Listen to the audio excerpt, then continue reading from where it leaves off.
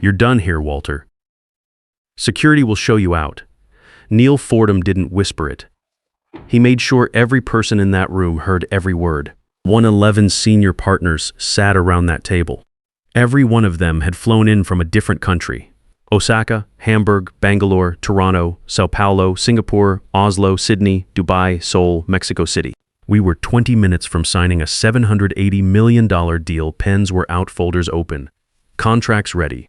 And this 41-year-old who'd been COO for exactly 14 months decided right now was the perfect time to fire me. There was a photographer standing in the far corner, and a reporter from an industry trade magazine sitting near the door with a notepad and a recorder. Neil had personally invited them both.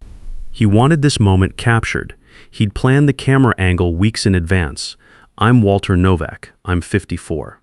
I spent 22 years building Vantex Industrial Group's international partnerships from nothing. And right now, I was watching Neil Fordham try to use my exit as the opening act of his coronation. What he didn't know, what he had absolutely no idea about, was that I'd seen this coming 6 months ago, and I'd spent every one of those months building a trap he just walked straight into. The words hit me. I won't pretend they didn't. There's something about being dismissed in public, in front of people whose respect you spent years earning, that lands differently than a private conversation ever could. But I didn't move fast, didn't raise my voice. I looked around the table once. Kenji Watanabe caught my eye from across the room, the executive I'd worked with out of Osaka for 11 years.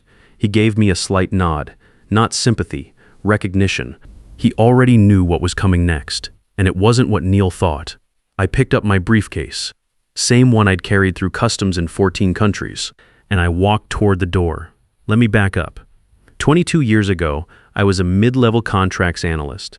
Engineering background, some international business theory I'd never actually tested, and more ambition than good sense. I was 32, taking red-eye flights to cities I looked up on a map the night before. I spent evenings learning Japanese. Mornings were conference calls with time zones I tracked using 3 clocks taped to my office wall. By year 4, I could switch between English, Japanese, and German in a single conversation. Not fluent, functional. But functional at the right moment is worth more than fluent too late. I learned to catch the small things, the translation errors, the cultural miscommunications that look minor on paper and blow up a deal at the last hour. Those moments became my value. Not press releases, not keynote slides. The quiet work that kept contracts from falling apart. Bangalore, 2018. We were 19 hours into what was supposed to be a 12-hour negotiation. 30-40 million in industrial component supply contracts. The room was running on bad coffee and exhaustion. Both sides wanted to sign and go home. But something felt off to me. The Indian delegation kept asking the same question about one specific clause, slightly differently each time. I pulled our interpreter aside and asked him to go back to the exact language they were using internally. We had a problem. One clause used the term rights transfer when we meant licensing. Under Indian commercial law at the time, that distinction was enormous. Their team had been reading it as us claiming ownership of manufacturing methodology they'd developed over decades. We meant we were licensing our process to them. Completely opposite directions. If we'd signed that night, we'd have been in litigation within 6 months. I called a halt at hour 19. Our own team lead pulled me aside and told me I was overthinking it. I told him to give me 45 minutes. Sat with their legal team and 2 interpreters, and we rewrote 3 sentences. The deal closed the next morning. No litigation, still running today. Nobody outside that room ever knew how close it came apart. No award for it, no mention in a board presentation. Just the deal. Alive because I caught what everyone else missed. That was how I worked for 22 years. That's how Vantex grew from $200 million in annual revenue to over $2 billion. I also turned down 3 outside offers during that stretch. The last one was 40% above my Vantex compensation. I turned it down in a 5-minute phone call because I believed in what we were building and thought it mattered that I stayed. My wife Carol thought I was crazy. She wasn't wrong. Carol passed away from cancer 4 years ago. I was in Oslo when she got the diagnosis. Made it back in time, but barely. We had 7 weeks after that. Not enough. Never enough. My son Scott was 24 then. He and I were already at a distance. I'd missed too many things over the years, the kind you tell yourself you'll make up for later, and then later comes and goes without you noticing. After Carol died, Scott and I went nearly 2 years without a real conversation. Not a fight, just silence. The kind that builds when two people are both carrying something heavy and neither one knows how to put it down first. I tell you all this because I need you to understand what 22 years actually looks like. It's not a resume line. It's red-eye flights and missed moments and deals that almost died at midnight in a conference room on the other side of the world. It's relationships built by showing up again and again and doing exactly what you said you'd do. That's what trust is, not a LinkedIn connection, not a digital fluency score on a COO's slide deck. Neil Fordham became COO of Vantex 14 months before the Pinnacle event. His father, Roy Fordham, is chairman of the board. That's how that appointment happened. Roy wasn't a bad man. He'd spent 30 years building a solid company, but he had a blind spot the size of a conference room when it came to his son. Neil was sharp in the ways that show up well in presentations, good with slides, good with language. He could walk into a room and sound like he knew exactly what he was talking about even when he didn't. First week as COO, he sat across from me over coffee in the executive lounge and used the phrase legacy mindset. Said Vantex needed to evolve past it. I nodded, kept drinking my coffee. I'd been in enough of these conversations to know that arguing in that moment doesn't help anyone. You watch, you wait. Second time came in a budget review. He put a new slide up, something he called a digital fluency score, ranking the entire leadership team. I was near the bottom of the chart. Never mind that I was actively managing a $780 million international vendor network across 9 time zones and 4 languages. According to Neil's system, I wasn't keeping up with the times. Third time he said it plainly, in front of 6 other people around a conference table. Investors want the suite to skew younger, pre-data era thinking as a liability at this level. Nobody said a word. They just looked at their laptops and waited for the slide to change. I'd been around long enough to recognize what was being built. Neil was laying a paper trail. Slow, steady, documented. Death by 1,000 small cuts, each one defensible on its own, devastating in sequence. And he had a replacement already in position. His niece, Sandra Merritt, 29 years old, MBA from Wharton, had been quietly embedded in my orbit for 6 weeks, sitting in on my client calls as an observer, getting introduced to my international contacts as a key member of the emerging strategic team. She worked hard and she was smart in the classroom sense of the word, but she'd never been in a room where a $300 million deal was about to fall apart at hour 19 because of 3 words in a licensing clause. She didn't know what she didn't know yet. That's not an insult. It's just the truth about experience versus credentials. My assistant Norma Langley figured out the full picture before I did. Norma had been with me for 9 years. She knew how the building worked better than the building knew itself.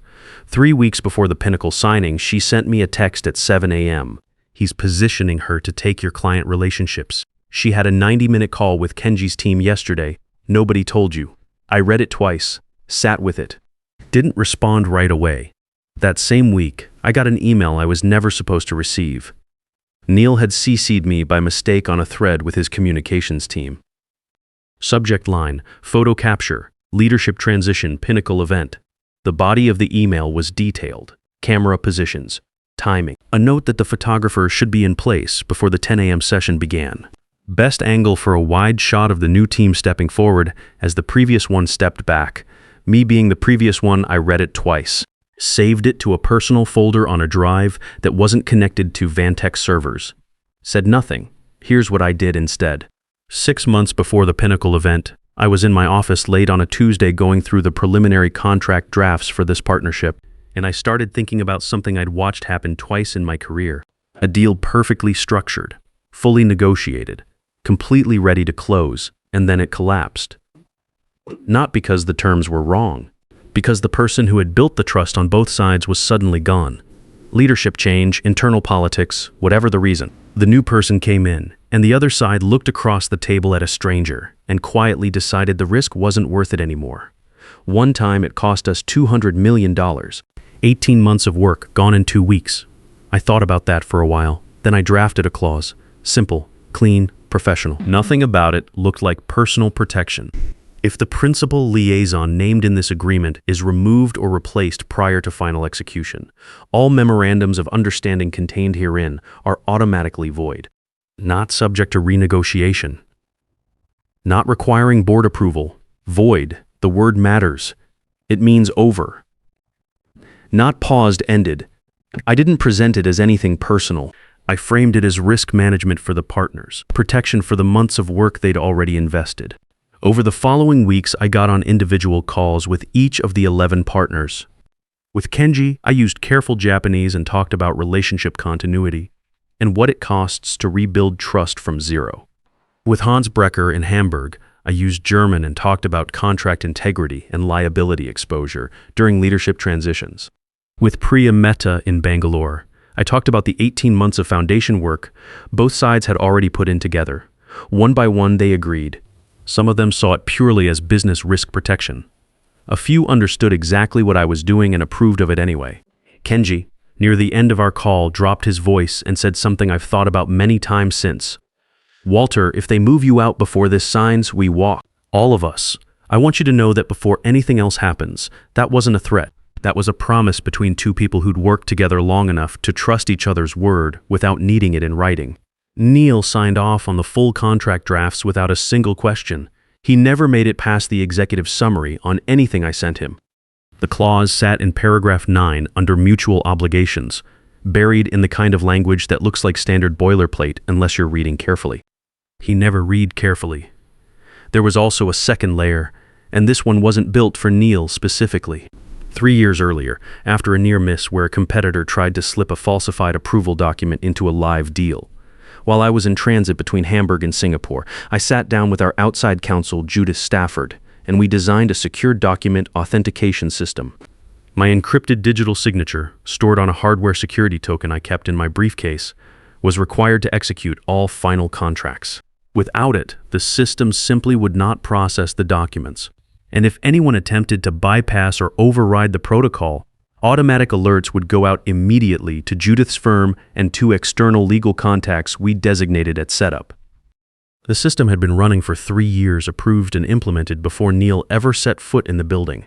He inherited it, never asked about it once. The morning of the Pinnacle signing, I got there at 7 a.m., set up the room myself, checked the interpretation equipment, confirmed seating arrangements. Reviewed the folder order one last time. Everything was ready by 9. Partners began arriving at 9:15. By 9:40, all 11 were seated. Folders open, pens out. The kind of focused energy that only exists in a room when a long stretch of hard work is finally about to become real. At 9:48, Norma sent me a text from the lobby. 2 words. "They're here." At 9:52, Neil walked in. Sandra Merritt was a step behind him. The photographer moved quietly to the far corner and adjusted his angle. The trade reporter flipped to a fresh page in his notepad and set his recorder on the table in front of him. Neil surveyed the room the way someone does when they think they've already won. He straightened his jacket, glanced at the photographer to confirm the position. Then he looked at me, and at 9:54, before a single signature had touched paper, he said it. "You're done here, Walter. Security will show you out." The room went still. That specific, heavy kind of still that only happens when something unexpected cuts through the air and everyone is deciding at the same time how to process it. I didn't argue, didn't look at Neil for more than a second. I stood up slowly, buttoned my jacket, picked up my briefcase. I let my eyes move around the table once, not asking for anything, just acknowledging the people I'd worked alongside for years. Kenji gave me that small nod again. Hans Brecker had both hands flat on the table and was watching Neil with an expression that didn't have much warmth in it. Priya sat completely still, pen down, folder closed. I walked to the door and stepped into the hallway. I was maybe 15 feet from the conference room entrance when the silence inside finally broke. Kenji's voice came first. Measured, unhurried, the kind of calm that takes years to develop. "Mr. Fordham, before we proceed, I'd like to clarify the application of the Mutual Obligations Clause. Specifically, paragraph 9, a pause, pages is turning on Neil's end. The clause regarding the principal liaison." Kenji continued, without any change in tone. "Could you walk us through how Vantex intends to address it given what just occurred?" Neil started a sentence, stopped, started again. Hans Brecker didn't wait. His voice came in flat and precise, no room for interpretation. "Without Walter, who is responsible for ensuring our terms are honored?" "I want a direct answer to that question." Silence from Neil's side of the table. Then Priya, quiet but completely clear. I think we need to understand the legal standing of these documents before anyone moves forward. I stood in the hallway and didn't move. I didn't need to go back in. I could hear exactly where it was going. Neil's voice picked up pace, that particular energy of someone trying to outrun a conclusion that's already been reached. We have full continuity of leadership in place. Sandra is fully briefed on every aspect of this partnership, and we can absolutely address any concerns. Kenji cut him off. Not rudely, just finally. Mr. Fordham, the clause is not a concern to be addressed. It is a condition that has been triggered.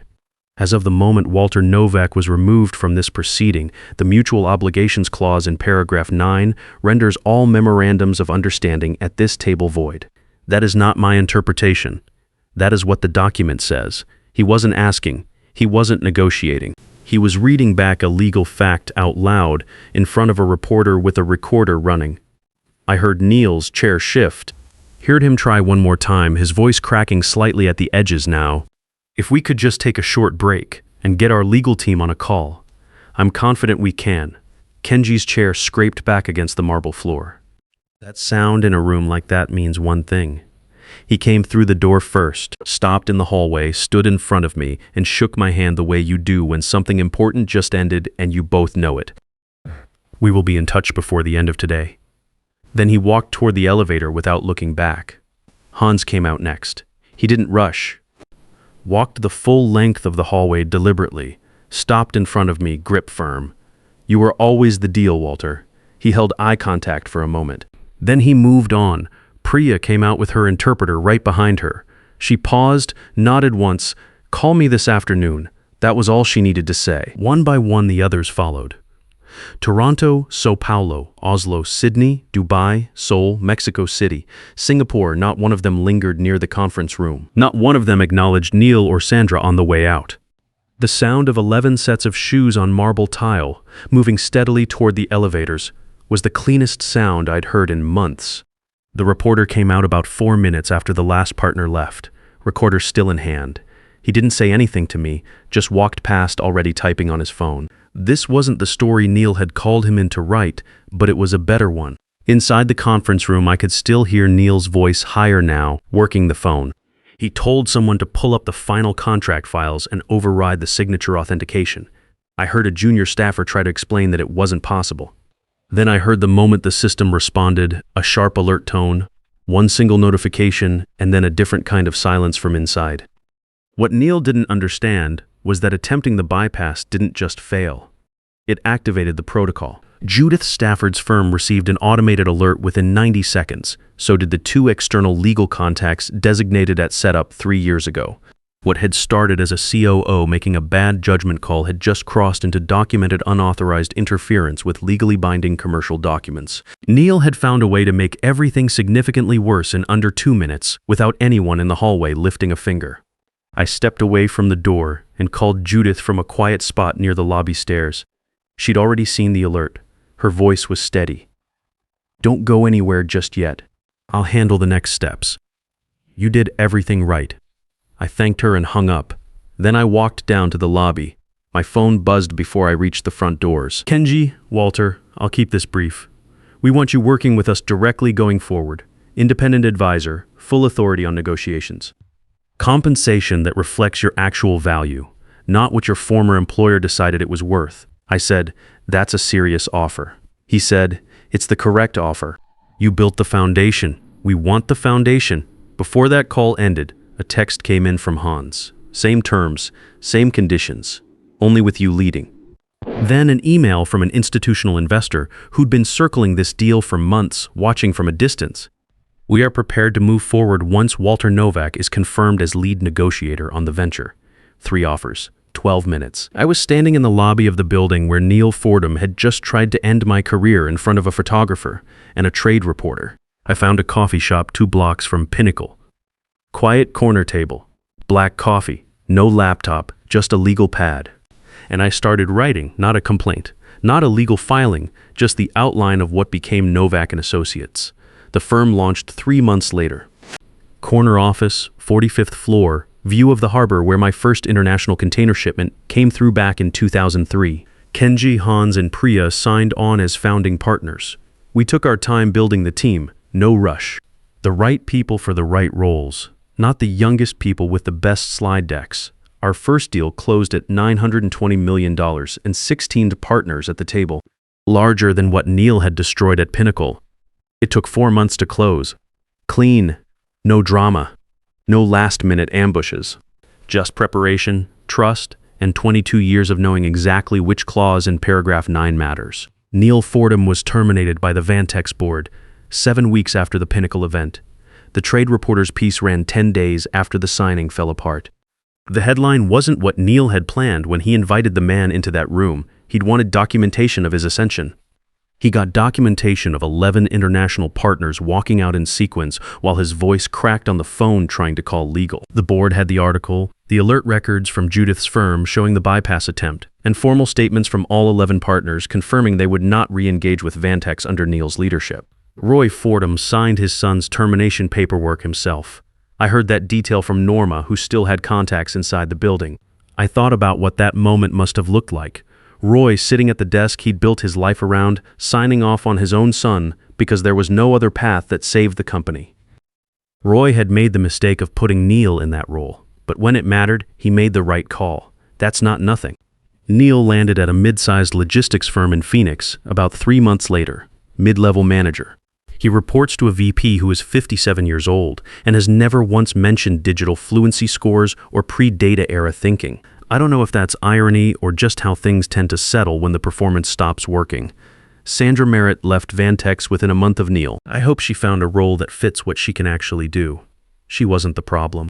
She was just someone who got positioned too early by a person who needed her for a different purpose. Norma Langley came over to Novak and Associates 4 months after we launched. Same role, better terms, and an office with a window. She knew where every body was buried at Vantex, and she'd spent 9 years making sure I didn't walk into rooms unprepared. I wasn't about to build something new without her.